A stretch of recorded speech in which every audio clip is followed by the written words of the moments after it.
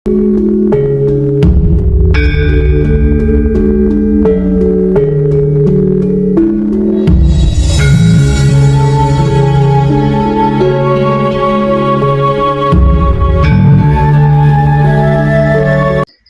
sudah mulai praktek tadi ya.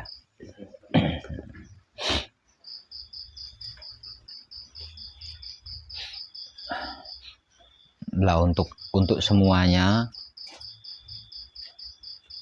ingat loh ya, kalau sampai mengalami kesulitan dalam bentuk apapun, cepat tanya ya, jangan diam saja. Itu untuk kemudahan panjenengan sendiri.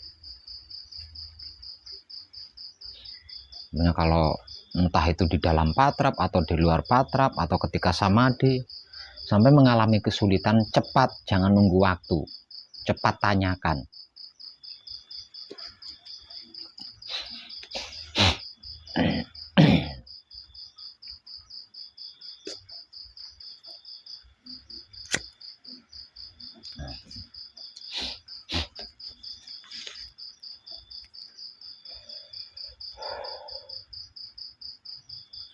Nah, terus untuk malam pertama gemblengnya yang dari Cirebon ini, ada yang punya pertanyaan enggak? Coba ditanyakan kalau ada yang punya pertanyaan. Atau mungkin punya unek-unek.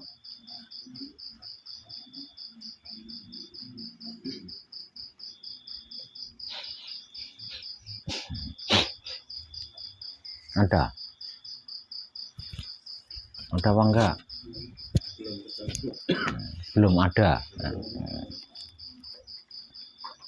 Belum ada.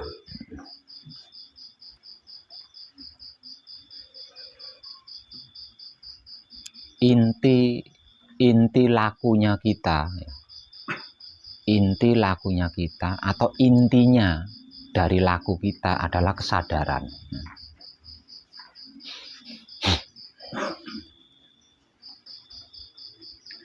Nah, kesadaran ini ada tiga sebenarnya. Kesadaran ini ada tiga. Kesadaran wujud, kesadaran sukma, dan kesadaran ruh. Kesadaran wujud itu disebut sebagai sadar, yang semua orang punya. Bahkan orang awam saja punya kalau kesadaran itu ya. Kalau sadar itu. Nah, kesadaran wujud itu disebut sadar. Nah, kesadaran sukma itulah yang dimaksud kesadaran. Sedangkan yang satunya adalah kesadaran murni. Nah, kalau kesadaran murni ini kesadaran ruh. Kesadaran murni itu tidak bisa di itu ini. Kesadaran murni itu memang sudah murni, jadi nggak perlu diapa-apain maksudnya. Nggak perlu diapa-apakan. Itu kesadaran murni. Nah, kesadaran murni itu adalah kesadaran hidup. Begitu juga dengan sadar. Sadar ini sudah asli dia. Jadi tidak perlu diapa-apain, tidak perlu diapa-apakan, tidak perlu dipelajari, tidak perlu dikaji, tidak perlu apa, nggak perlu. Karena memang sadar itu ya sadar, udah, titik. Begitu juga dengan kesadaran murni. Kesadaran murni juga tidak perlu dikaji, tidak perlu dipelajari, tidak perlu di itu ini. Kesadaran murni, apapun yang terjadi, tetap kesadaran murni, titik. Nah, yang perlu kita kaji adalah kesadaran. Nah, kesadaran ini milik 4 anasir atau sedulur papat. Lah, kesadaran inilah yang perlu kita kaji agar supaya kesadaran ini bisa kompromi dengan kesadaran wujud dan kesadaran ruh. Kenapa kesadaran milik sukma kita kok perlu dikaji, perlu dipelajari? Karena 4 anasir atau sedulur papat atau sukma kita itu ndak punya pikiran, ndak punya perasaan, ndak punya rasa. Kenapa? Karena dia ilmu gitu. Dia itu bersifat ilmu. Jadi ndak punya pikiran, ndak punya otak, ndak punya hati, ndak punya kelamin.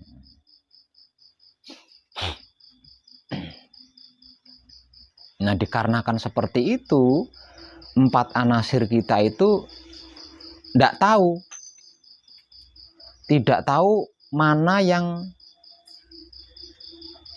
baik untuk wujud, mana yang mencelakai wujud. Itu dia nggak tahu di situ, karena nggak punya otak kan, nggak punya pikiran kan. Jadi ngertinya apapun yang mereka berempat lakukan itu demi kebaikan wujud. Padahal tidak semua yang dia lakukan itu untuk kebaikan wujud. Malah lebih banyak mencelakai wujud, merusak wujud, menyesatkan wujud. Nah, karena itu kesadaran yang dimiliki oleh 4 anasir atau sedulur papat atau sukma kita ini perlu dipelajari, perlu dikaji. Agar supaya kesadaran ini menjadi kontinu dan universal. Seperti halnya sadar yang dimiliki oleh wujud atau kesadaran yang dimiliki oleh ruh. Nah, sadar wujud, kesadaran murni yang dimiliki oleh ruh itu keberadaannya kontinu dan universal. Keberadaannya itu kontinu dan universal. Tidak seperti kesadaran yang dimiliki oleh 4 anasir atau sukma atau sedulur papat kita. Agar supaya kesadaran yang dimiliki oleh 4 anasir kita ini bisa setara dengan kesadaran yang dimiliki oleh ruh kita dan wujud kita, maka kesadaran yang dimiliki oleh 4 anasir kita ini perlu dipelajari, perlu dikaji. Karena hanya dengan begitu nanti bisa menjadi kontinu dan universal.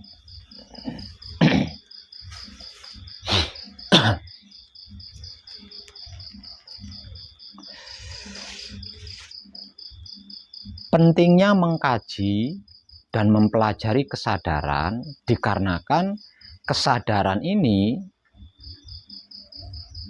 berperan sebagai timbangan.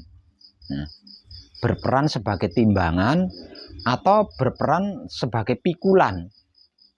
Yang ditimbang apa? Yang ditimbang kesadaran milik roh dan kesadaran milik raga. Yang dipikul apa? Yang dipikul kesadaran milik roh dan kesadaran milik raga. Karena perannya sebagai pikulan atau timbangan, berarti kesadaran ini kan harus lebih kuat, harus lebih kokoh. Karena jika tidak, dia bisa patah, bisa rusak. Rusaknya kesadaran atau patahnya kesadaran, lah ini yang menjadikan manusia tidak memiliki rasa dan perasaan. Nah, akibat dari tidak memiliki rasa dan perasaan, maka kelakuannya ya asal-asalan, asal melakukan saja. Nah, patahnya kesadaran atau rusaknya kesadaran bisa saya gambarkan seperti pohon pisang. Seperti pohon pisang. Jadi pohon pisang itu bisa digambarkan atau bisa dijadikan sebagai lambang ketika kesadaran itu patah atau rusak. Kenapa kok pohon pisang dijadikan lambangnya? Karena semua tumbuhan yang punya jantung itu cuma pohon pisang.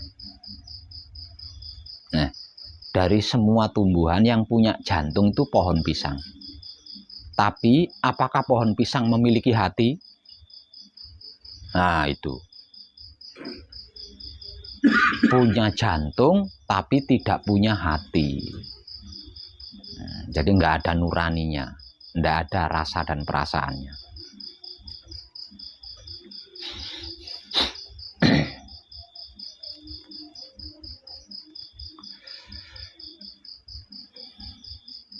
Lah, kesadaran inilah yang sesungguhnya yang menentukan kehidupan manusia itu baik atau buruk, mulus atau terganggu, sukses atau tidak.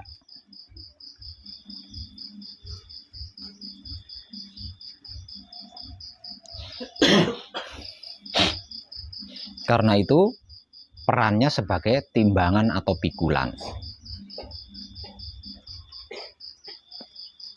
Lah kalau setiap manusia kesadarannya itu aktif atau kesadarannya itu hidup, sesungguhnya manusia itu tidak membutuhkan pelajaran dalam bentuk apapun, tidak memerlukan tuntunan dalam bentuk apapun. Karena kesadaran milik 4 anasir kita tak lain dan tak bukan adalah ilmunya Tuhan. Dan jika lagi kesadaran ini aktif, selain tidak membutuhkan bimbingan, tuntunan, dan pelajaran apapun, di dunia ini tidak perlu ada rumah sakit, tidak perlu ada penjara, tidak perlu ada mahkamah agung, kalau kesadarannya aktif.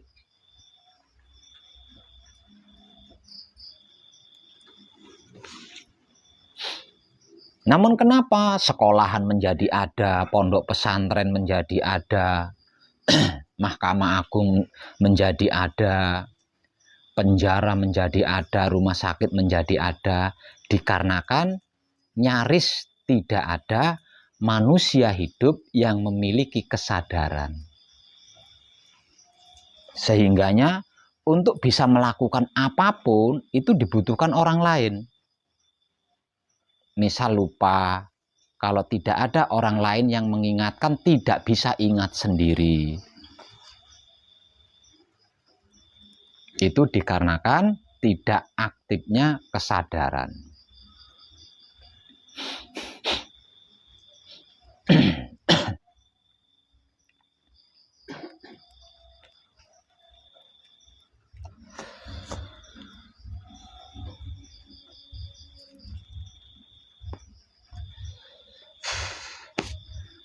Sebab karena itu, di luar patrap samadhi,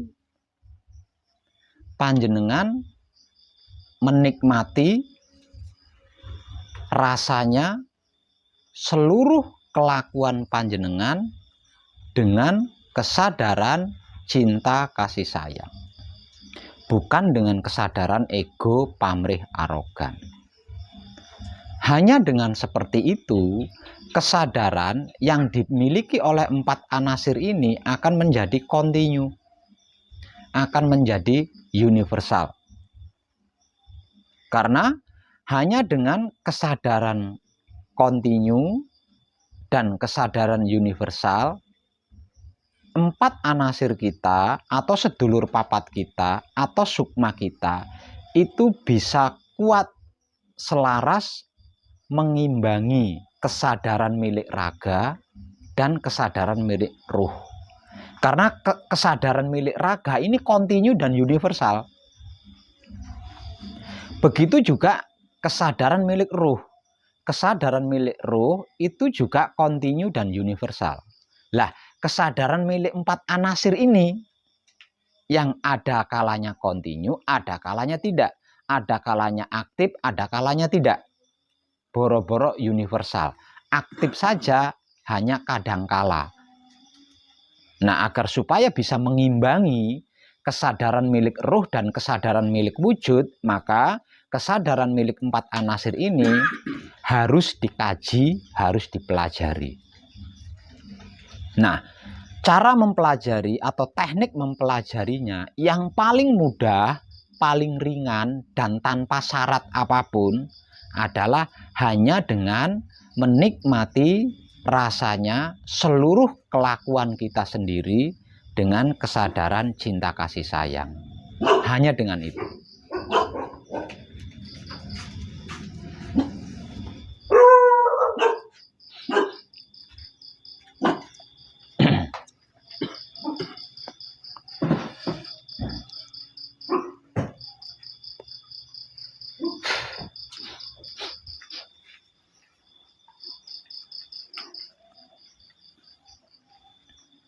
Lah itu inti daripada panjenengan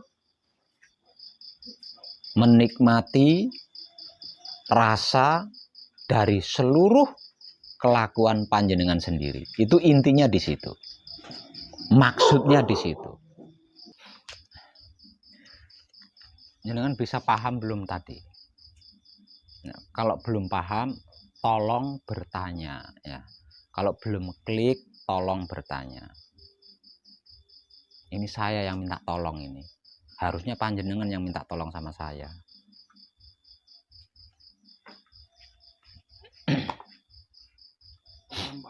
Jadi untuk menyeimbangkan kesadaran antara kesadaran ruh dan kesadaran wujud, kita menikmati kelakuan yang kita lakukan setiap saatnya. Ya.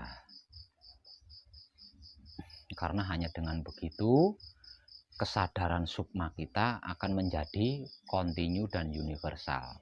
Hanya dengan seperti itu. Kalau kesadaran sukma kita tidak kontinu, tidak universal, itulah yang membahayakan kita. Itulah yang menyesatkan kita. Karena sukma kita itu tidak punya otak, jadi dia tidak bisa mikir, tidak punya hati, jadi dia tidak punya nurani. Jadi ngertinya apapun yang dia lakukan, apapun yang dia kehendaki, itu demi kebaikan wujud. Itu ngertinya dia, ngertinya mereka seperti itu. Dia nggak tahu kalau makan beling itu bisa mencelakai wujud, itu dia nggak tahu. Ngertinya beling itu dimakan demi kebaikan wujud. Contoh seperti itu, contoh. Nah, mereka berempat juga nggak tahu kalau mengfitnah tetangga itu bisa mencelakai wujud, itu dia nggak tahu. Ngertinya memfitnah tetangga, memfitnah orang lain itu ya demi kebaikan wujud. Ngertinya dia seperti itu. Dia nggak tahu kalau memfitnah itu lebih kejam daripada membunuh. Itu dia nggak ngerti dia. Salah satu contohnya seperti itu. Padahal dia ilmu loh ya.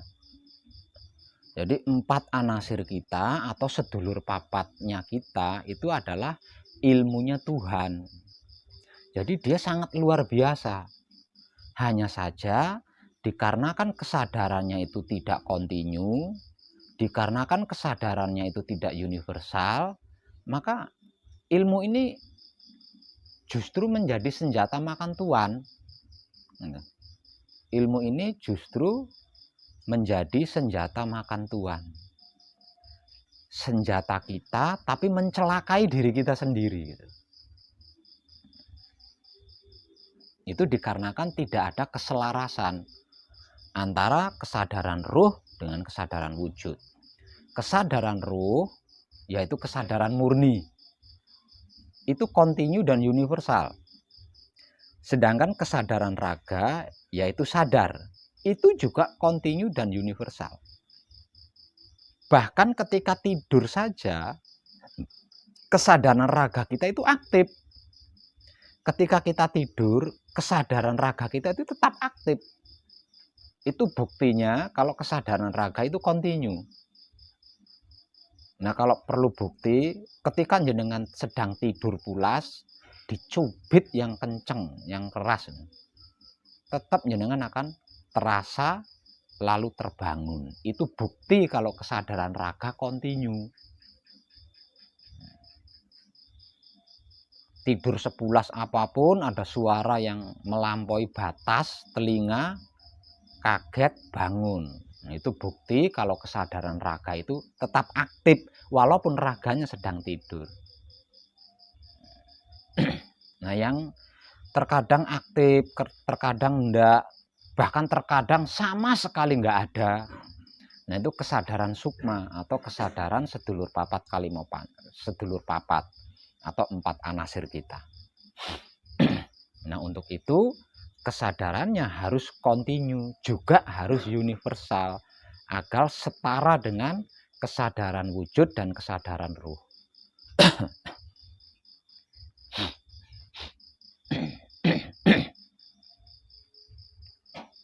Nah, kalau kesadaran sukma ini bisa kontinu dan bisa universal, ya kita tidak akan mengalami kesulitan dalam bentuk apapun. Tidak akan mengalami masalah apapun. Tidak akan mengalami ketidakmengertian. Tidak akan mengalami ketidakpahaman. Tidak akan mengalami ketidaktahuan. Ini dalam hal apapun loh ya, dalam hal apapun. Karena apa? Karena mereka berempat ini ilmu Tuhan gitu loh. Ilmunya Tuhan. Hanya saja kekurangan mereka berempat itu tidak punya otak. Tidak punya hati. Itu kekurangannya. Makanya apapun asal dilakukan saja. Tidak dipikir dulu. Tidak direnungkan dulu. Itu tidak. Kalau dia menghendaki sesuatu langsung dia lakukan. Tanpa berpikir, tanpa merenung. Toh itu demi kebaikan wujud menurut mereka berempat itu. Padahal justru malah mencelakai wujud, menyesatkan wujud, bahkan bisa menghancurkan wujud. Nah, coba kalau sukma kita menggerakkan kita duduk melamun di rel kereta api, apa nggak hancur tuh wujud kita? Dia nggak ngerti itu. Dia lakukan itu karena dia nggak ngerti. Dia nggak paham. Dia tidak tahu, ngertinya apa yang dia lakukan itu demi kebaikan wujud.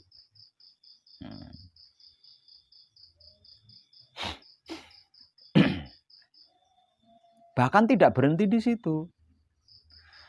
Kalau kesadaran sukma kita, atau sedulur papat atau 4 anasir kita ini, aktif secara kontinu dan universal,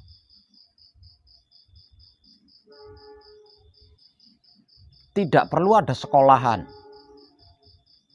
nggak perlu ada kampus, tidak perlu ada pondok pesantren, padepokan, perguruan, atau pembelajaran dalam bentuk apapun.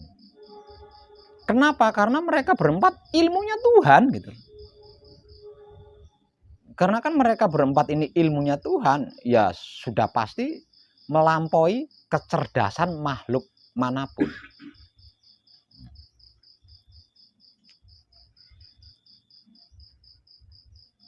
Selanjutnya, kalau kesadaran sukma atau 4 anasir atau sedulur papat kita ini aktif secara kontinu, yang paling menonjol ini ya, yang paling menonjol adalah seperti yang saya tulis di sana.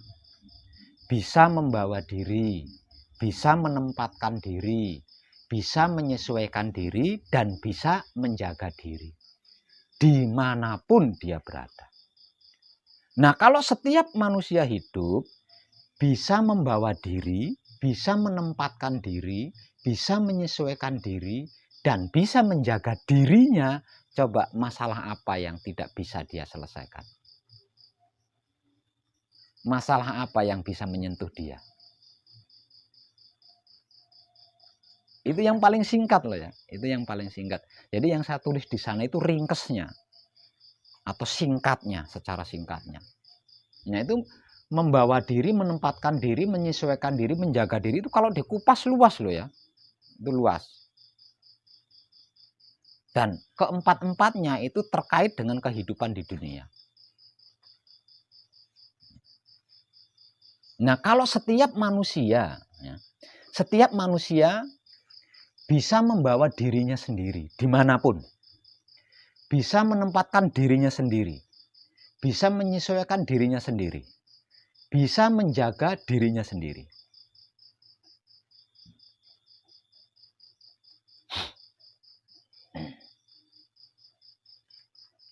Lah terus untuk apa panjenengan di sini?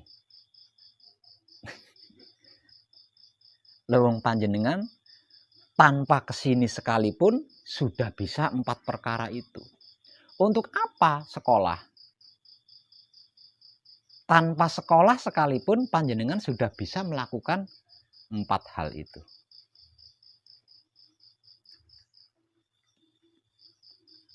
Untuk apa belajar itu, belajar ini?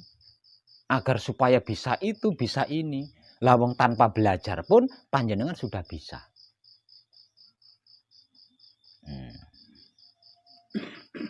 Bahkan kalau panjenengan sukses, panjenengan tidak butuh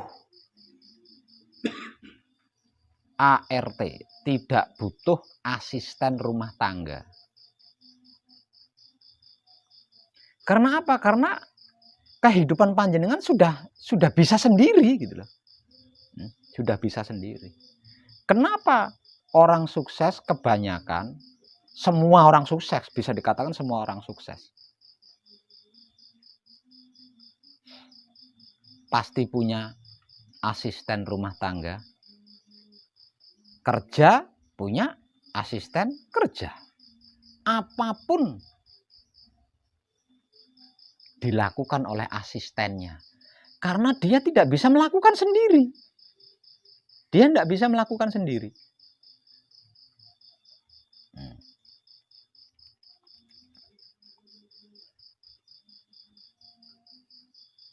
Itu kalau kesadaran sukma kita kontinu dan universal. Ingat, kalau ada yang kurang klik, bertanya. Pengendaliannya itu kesadaran kontinu. Pengendalian berarti. Bukan pengendalian, penyetaraan.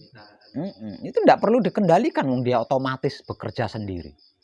Dia kan matic, mereka kan matic. 3 kesadaran ini matic.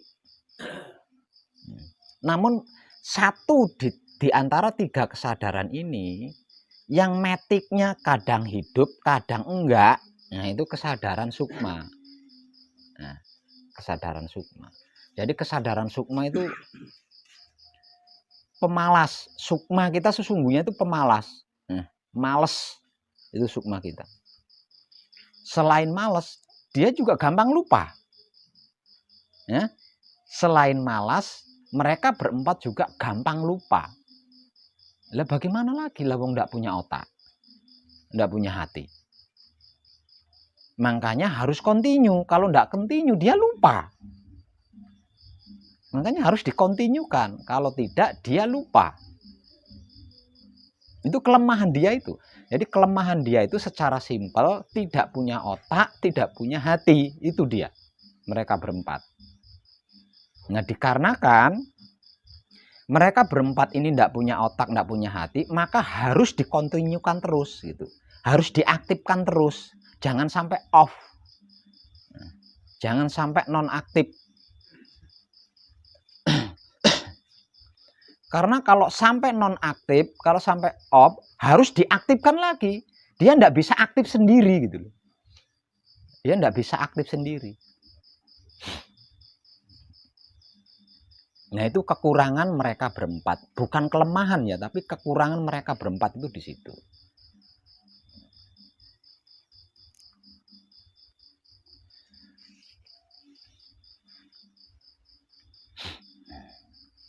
Ada yang tidak paham apa itu kontinu? Ada enggak?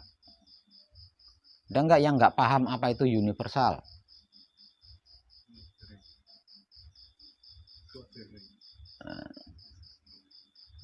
Saya jenengan saya sedang menghadapi yang sedang manekung ya, sedang gembleng. Ada enggak? Jangan diam. Kalau yang universal itu yang gimana? Ada lagi?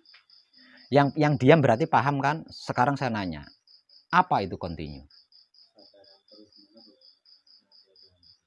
Yang lainnya?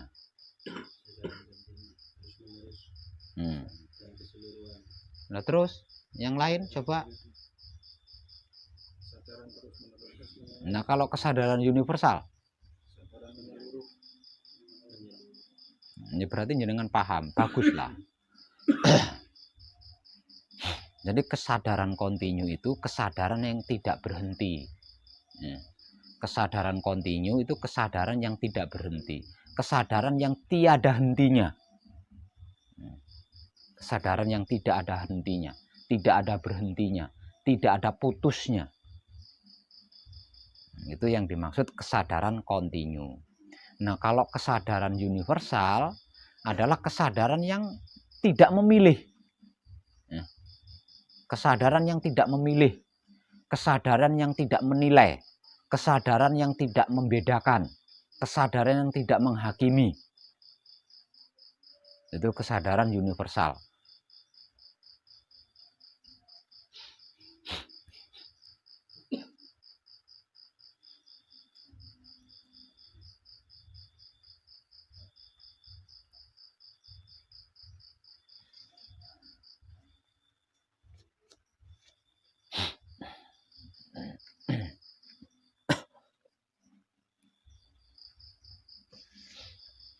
Lah, kemudahan di dalam pembelajaran dan pengkajian ini adalah mengkontinukan kesadaran 4 anasir, menguniversalkan kesadaran 4 anasir, menggunakan 4 anasir itu sendiri. Bentuk kemudahan pengkajiannya itu di situ. Jadi di sini nggak ada istilah nggak bisa, nggak ada istilah gagal, karena yang kita gunakan 4 anasir itu sendiri, tidak yang lain.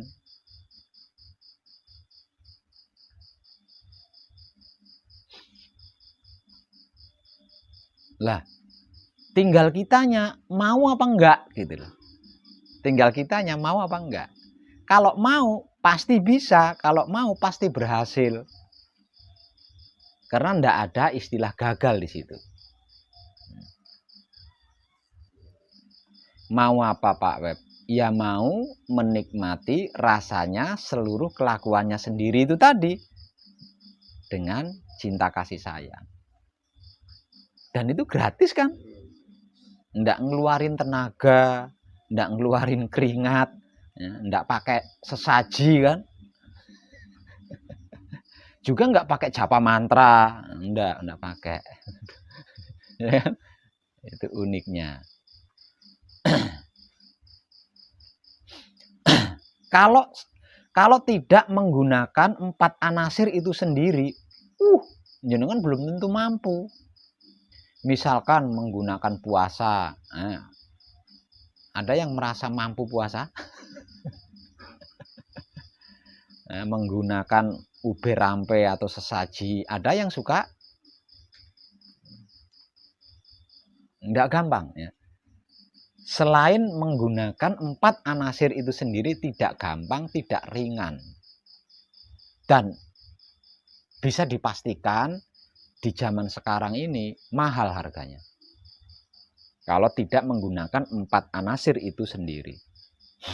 Itu pun belum tidak menjamin berhasil loh ya. Tidak menjamin berhasil. Kenapa saya katakan tidak menjamin berhasil? Ya kalau yang membimbing itu tanggung jawab. Kalau dia cuma ngaku-ngaku bisa, sampai kapanpun panjenengan nggak akan berhasil.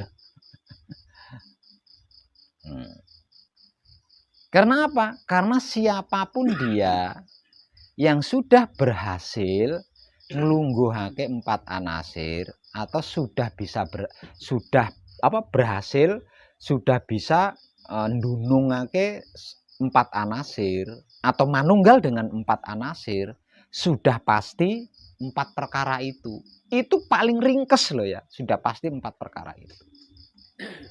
Gitu. Jadi betapapun seseorang itu mengaku dirinya sudah ngerti, sudah paham, sudah tahu sedulur papat, akrab dengan sedulur papat, manunggal dengan sedulur papat, kalau 4 perkara itu tidak ada di dalam dirinya, bohong. Bohong. Kalau masih tersandung, bohong. Kalau masih punya masalah, bohong. Kalau masih bertengkar sama keluarganya, sama tetangganya, bohong. Itu.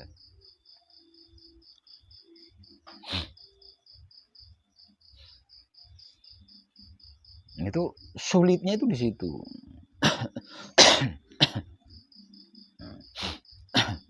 Jadi manunggal jati itu bukan pengakuan ya.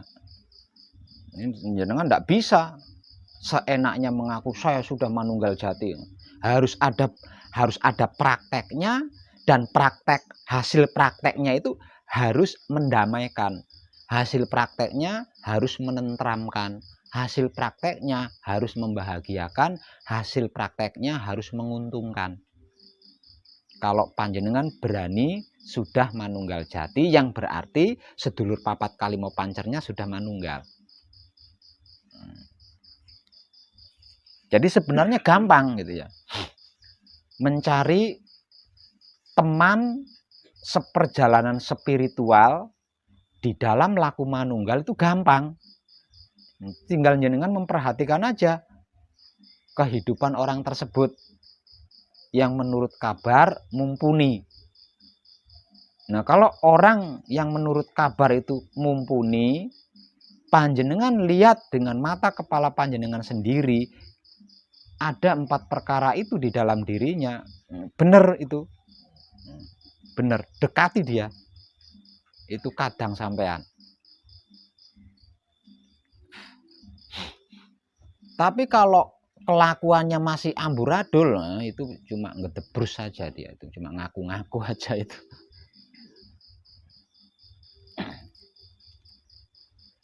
Dan siapapun yang berani manunggal jati, mengaku manunggal jati, yang berarti sedulur papat kalimo pancernya sudah manunggal dengan dirinya, kok prakteknya bukan 4 perkara itu di kehidupan sehari-harinya, tinggal nunggu waktu saja, pasti kualat. Pasti kualat.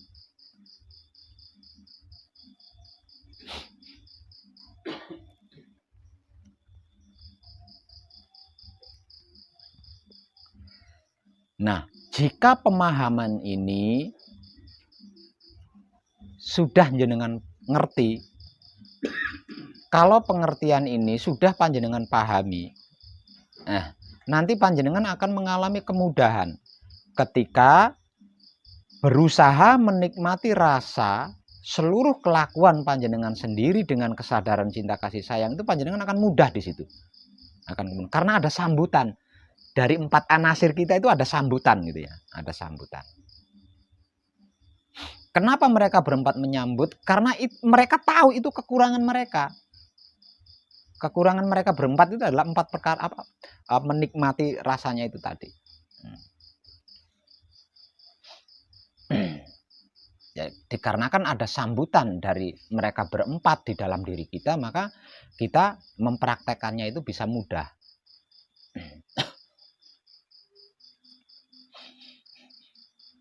Lah, kehidupan kita sebagai manusia hidup di dunia ini itu bergantung dari mereka berempat itu, bergantung dari mereka berempat itu.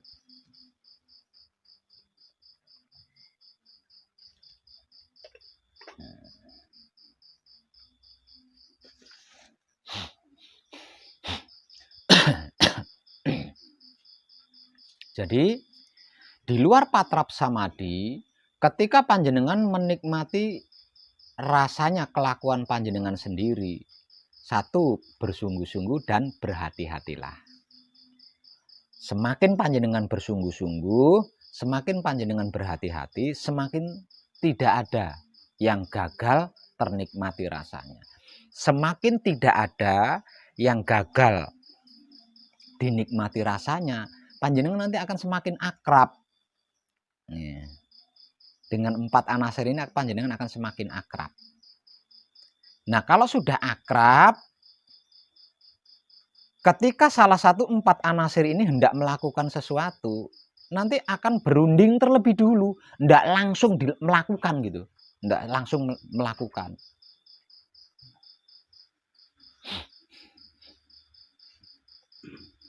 Itu pemahamannya loh ya, itu pemahamannya. Prakteknya ada di dalam diri panjenengan sendiri, prakteknya ada pada diri panjenengan sendiri. Mau apa tidak, itu saja.